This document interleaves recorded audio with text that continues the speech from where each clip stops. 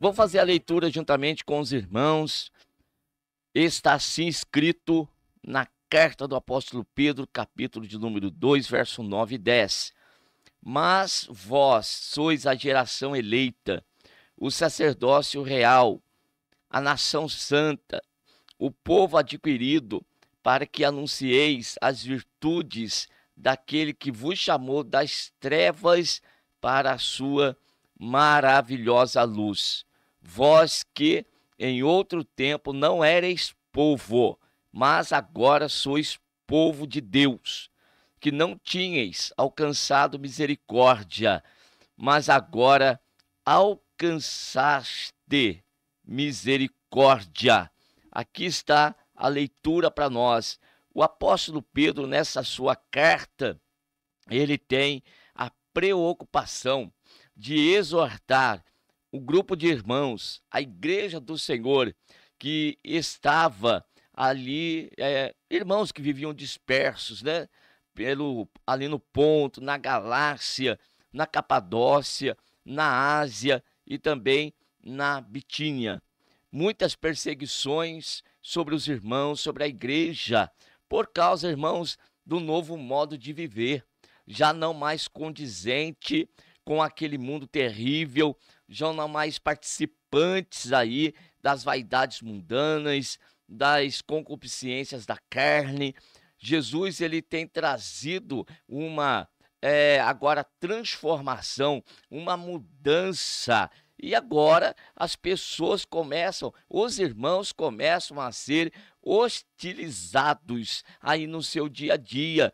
Igreja perseguida simplesmente porque desejam estar na presença de Deus, não aceitando mais aquela vã maneira de viver e através do testemunho, olha, apontando, condenando, sim, porque quando nós temos um modo de viver diferente diante do Senhor, viver em santidade, as outras pessoas se incomodam com esse tipo de comportamento. Então, Pedro está exortando, trazendo um ânimo para a vida dos irmãos, dizendo que eles, embora fossem hostilizados no mundo, todavia eles eram eleitos segundo a presciência de Deus Pai, em santificação do Espírito, para a obediência e aspersão do sangue de Jesus Cristo.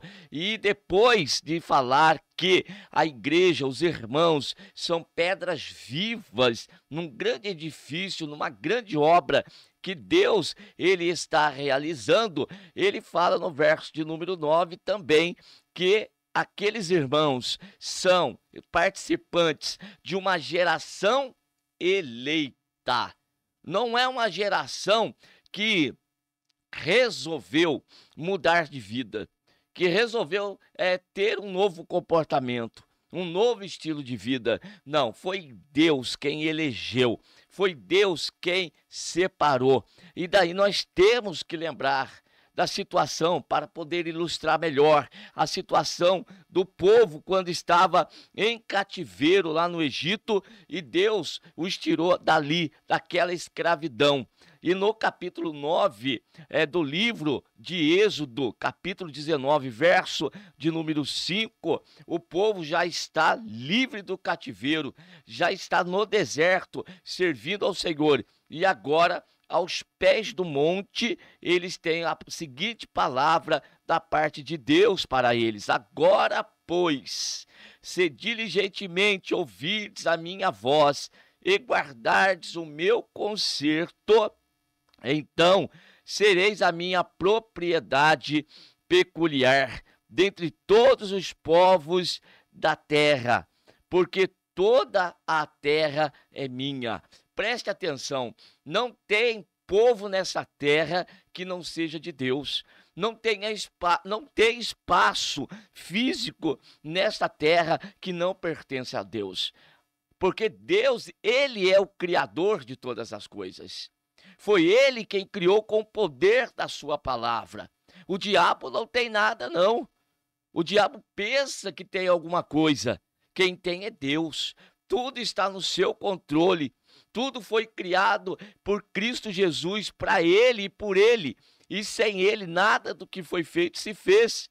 E agora, o Senhor está separando um povo dentre todos os demais povos. E este povo que Deus está separando, ou seja, santificando, para estar diante dele, o Senhor os exorta da seguinte forma: se diligentemente ouvirdes a minha voz, olha, guardardes o meu conserto, olha que maravilha, então sereis a minha propriedade peculiar dentre todos os povos. O que é a propriedade peculiar?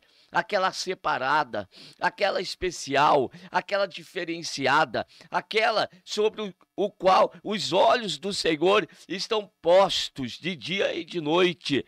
Nós ouvimos ontem na igreja o cooperador Leandro falando a respeito do Salmo 121, de um Deus que não tosqueneja, um Deus que não dorme. Enquanto nós estamos descansando, então Deus, ele está acordado. Deus está ali olhando, observando o comportamento do seu povo na terra. Está livrando, está guardando. Enquanto nós estamos descansando, repousando, o Senhor está operando para nós, em nosso favor, trabalhando em favor daqueles que nele confiam. Quem são aqueles que confiam no Senhor? São aqueles que observam diligentemente aí os seus mandamentos, ouvem diligentemente a sua voz. E ouvir com diligência é ter prazer em querer também aprender e colocar em prática, colocar ali, irmãos, dia após dia, aquilo que tem aprendido do Senhor. Aqui está, propriedade peculiar. Então Pedro, na sua linguagem, diz geração eleita, sacerdócio real, nação santa, povo adquirido. Olha, sacerdócio real. Para quê? Para que nós possamos, irmãos, comparecer diante dele e oferecer sacrifícios de louvor, sacrifícios agradáveis diante do Senhor. Deus, ele é adorado, ele é reconhecido como Deus criador dos céus e da terra. Por quem? Por este povo que ele tem separado. Então, se neste mundo você está sendo perseguido, saiba de uma coisa, Jesus também foi. O Filho de Deus também foi perseguido aqui. Ora, se perseguir o nosso Senhor, como não vão nos perseguir? Então nós estamos sendo cercados de problemas e adversidades, mas saiba de uma coisa, não deixe de ser sacerdote real. Não deixe de comparecer diante dele com o seu sacrifício de louvor e o seu sacrifício de adoração. Também saiba, nação santa, ou seja, separada, não mais para viver como nós vivíamos antes, tampouco viver como esse mundo vive, no meio de corrupção, no meio de engano, no meio de mentira, no meio de engano, de fingimentos. Não, a nossa vida agora, ela é orientada pela palavra de Deus. Devemos andar conforme o querer do Senhor nosso Deus. Povo adquirido. Como que nós fomos adquiridos? Com prata e ouro? Não, já vimos a mensagem anterior. Nós fomos resgatados, nós fomos comprados com o precioso sangue do nosso Senhor Jesus Cristo vertido na cruz do Calvário. E para que tudo isso? Pedro diz, para que anuncieis as virtudes daquele que vos chamou das trevas para a sua maravilhosa luz. Então nós temos uma missão. Nós temos um propósito de vida, onde nós estamos inseridos. Qual que é o seu contexto hoje? Qual que é o contexto de trabalho em que você se encontra hoje? Você está rodeado de pessoas boazinhas? De pessoas que sempre estão te ajudando? Que sempre estão aplaudindo aí a tua atitude, o teu comportamento? Onde que você está inserido? Qual é o teu contexto até de família? Todos são salvos? Todos têm a vida transformada? Todos adoram a Deus? Se for assim, louvado seja o nome do Senhor, mas não é o caso da maioria. São pessoas que o Senhor tem separado no meio de um grupo de pessoas totalmente contrárias à vida que Ele está propondo para nós agora. E qual que é o nosso papel? É anunciar as virtudes dele, do Senhor. Olha só, as virtudes daquele que vos chamou das trevas para a sua maravilhosa luz. Dê um bom testemunho. Dê um testemunho de crente. Pelo amor de Deus, não vamos ser pessoas coniventes com o pecado. Não vamos ser pessoas coniventes com atitudes más. Não. Vamos ser diferentes. A bênção do Senhor está sobre a vida daqueles que têm um comportamento diferente, que têm uma vida santa, uma vida separada para Deus, que anda na contramão deste mundo terrível, que anda na contramão daqueles colegas de trabalho, colegas de escola, dentro da sociedade e de parentes muitas das vezes. O Senhor tem trabalhado na nossa vida. O Senhor tem nos santificado para o seu louvor e para a sua glória. E no verso 10, vós que em outro tempo não erais povo, mas agora sois povo de Deus. Agora nós fomos tirados do mundo. Agora nós fomos resgatados. Então, não fique aí pesaroso por se sentir estrangeiro, por se sentir estranho nesse mundo, por se sentir estranho no contexto em que você está. Só eu sou diferente. Só eu tenho agora uma vida diferente dos demais. Vai querer se igualar aos demais? Não, continue influenciando, continue fazendo a diferença. Não ande no meio da multidão, no meio da massa. Faça a diferença. Deus te chamou para fazer a diferença. E quem te chamou é poderoso para te revestir de graça e te revestir de poder, para que você dê um bom testemunho, para que as pessoas olhem para você e saibam que existe uma maneira correta de se viver. E esse comportamento sempre vai pesando a consciência das pessoas, porque eles vão observando e também fazendo uma autoanálise. E daí então a palavra de Deus vai operando na vida deles, pelo teu testemunho. Misericórdia daquele que muitas das vezes chega ao ouvir de outras pessoas. Mas por que você tem tal comportamento? Você não é crente? O sangue de Jesus tem poder. Que nós possamos ter bons testemunhos e verdadeiramente o nome do Senhor ser anunciado no meio das trevas. Nós sendo luz. Ontem, o presbítero Valdemir na pregação tocou no assunto a respeito de José, no contexto em que vivia estrangeiro, ali escravizado, um hebreu no meio dos egípcios, mas fez a diferença. Continuou sendo hebreu, não se misturou com as atitudes e comportamentos egípcios. Fez a diferença. Na casa de Potifar prosperou.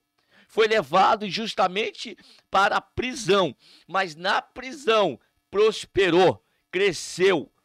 Foi dado nas suas mãos a direção, a chefia daquele lugar. E o nome do Senhor foi glorificado através daquele hebreu no meio dos egípcios. Mesmo na prisão, conseguiu dar fruto. Mesmo na prisão, conseguiu prosperar. Por quê? Porque o texto diz que Deus era com José. E tudo que ele colocava a mão, Deus abençoava por conta do propósito que existia no seu coração.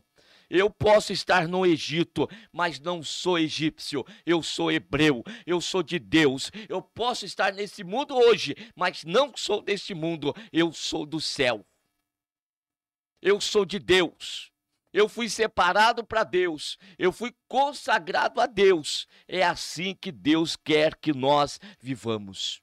Vamos começar esta segunda-feira, vamos começar a semana com este propósito, sabendo que antes não tínhamos alcançado misericórdia, mas agora alcançamos misericórdia Então lembre-se, você, meu irmão, você, minha irmã, é uma pessoa separada, consagrada para Deus. Deus te tirou do mundo terrível, daquele charco de lodo, daquele lago horrível, e firmou os teus passos e tem colocado um novo cântico na tua boca.